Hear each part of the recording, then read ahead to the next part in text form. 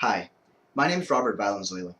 Earlier this year, I was with a team just outside of Madrid, Spain, and together we were trying to start a disciple-making movement using the 4 disciplines of execution.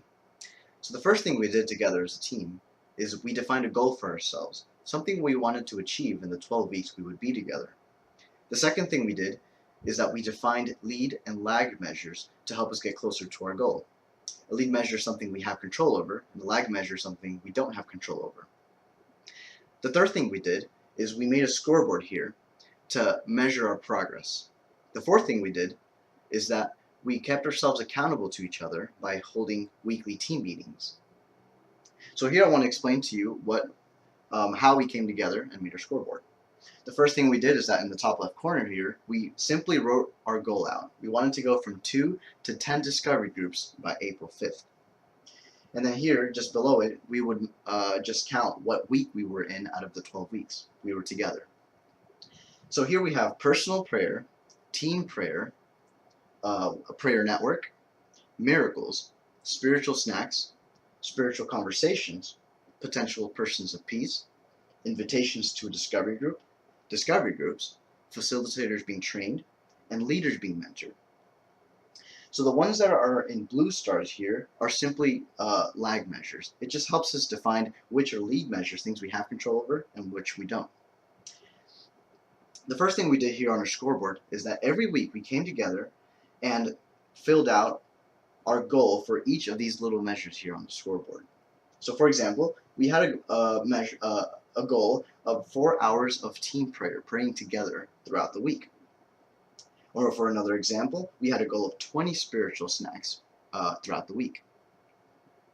So over the course of the next 7 days of the week, Saturday through Friday, each member of the group was able to come to the scoreboard after one of these things happened and simply update it with the time or with a tally. So for example, if a member of the team went out into the community and gave out a spiritual snack and had a spiritual conversation, afterward, he or she could come up to the scoreboard and could simply update it by adding a tally to each of these measures here.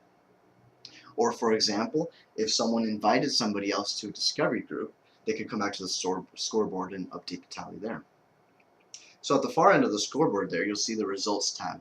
And what we simply did there is that we summed up each of the measures here for each entry, and we just clearly defined it in the boxes. So for example, we would add up the amount of spiritual snacks we had, and it would total out to 14. This just simply helps us contrast what our goal was and what we actually did that week.